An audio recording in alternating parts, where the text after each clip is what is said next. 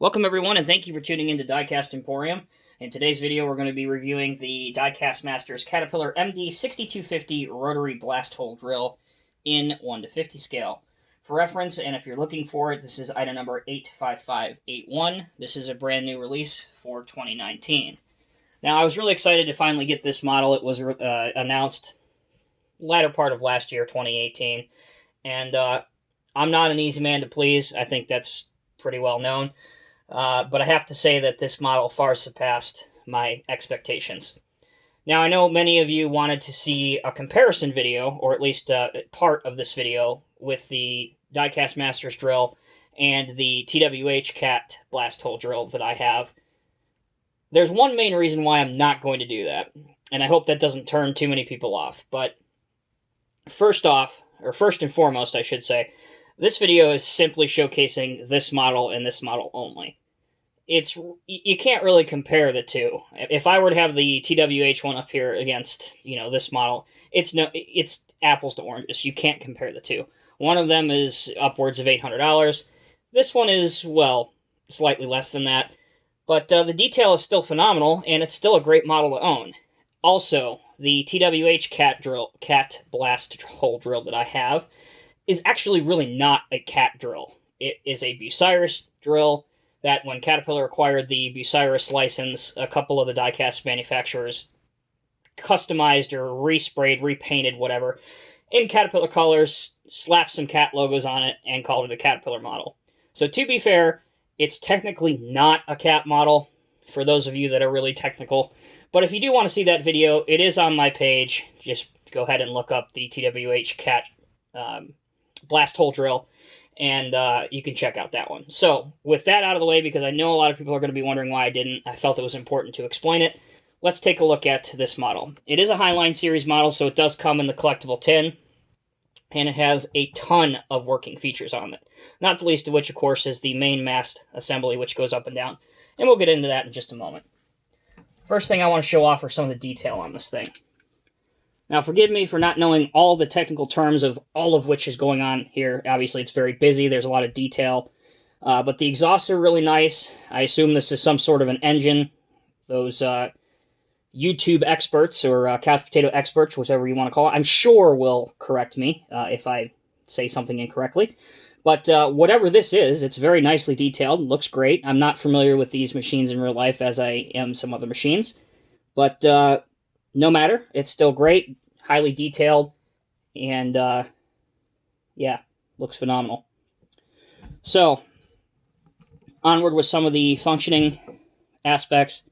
This access stair, which is all done up in metal, not plastic. That whole staircase goes down, which looks good.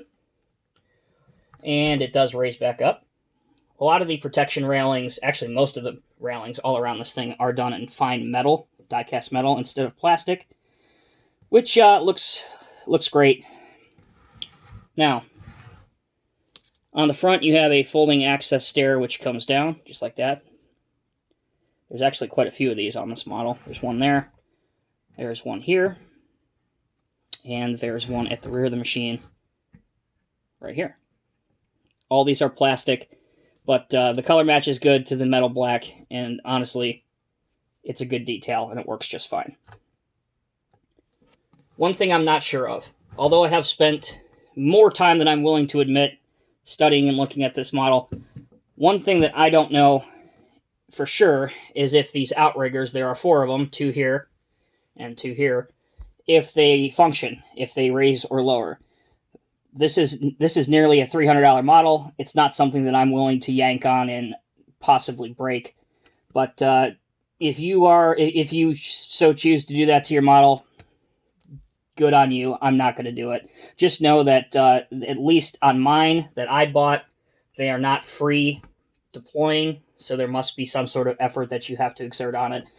And I'm not willing to chip or break anything, so there's that.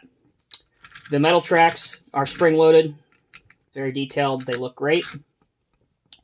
But pretty much all the other details, well, or lack thereof, rather, not too much to write home about underneath. I showed you the details up on top. The cab, this part does pop off, so you can put the operator that does come with this inside the cab if you want. It is difficult to see, but the seat inside the cab is actually facing that direction, facing towards the right. So I would assume that's the way the operator would sit when this machine is boring. Kind of like how this review is going, but boring spelled another way.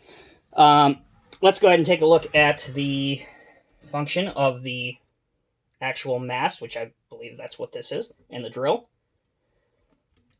Now, you do have to be careful. To get this thing at full extension, you have to actually move this first. Otherwise, it will clash and not allow it to stand up straight. So allow me to go back behind the camera for a moment and just show you how high that it does go. There you go. So it does sit relatively high. Looks pretty good. Let's go ahead and put this back down here. And hopefully it won't fall. Alright, so I told you that the drill actually works. Let's go ahead and fold it down for a minute to showcase that. You can see here, this is an all-plastic part. The end of it is painted cat gold. The rest is silver. And there are some hydraulic lines up here, which add some great detail to it. And honestly, it's really cool that the whole thing functions. I like that a lot. So, there you go, guys. A 1:50 scale. Again, this is the Diecast Masters Cat MD6250 Blasthole Rotary Drill. Fantastic model, 1:50 scale. Lots of detail, lots of function. And really, for their first drill done by Diecast Masters, I think they've executed it perfectly. In terms of how this looks on a lowboy, I think you would probably have to have the tow haul lowboy, or you would have to disassemble this, because it's really too big to be carried on a standard over-the-road lowboy. So for those of you that enjoy buying these models to use them just as loads on lowboys, that might be a little bit of a problem. But other than that, fantastic model, very little to complain about. The price tag is somewhat steep, some might argue, but you do get a lot for your money. Tons of functionality, tons of detail, and it's a mining model.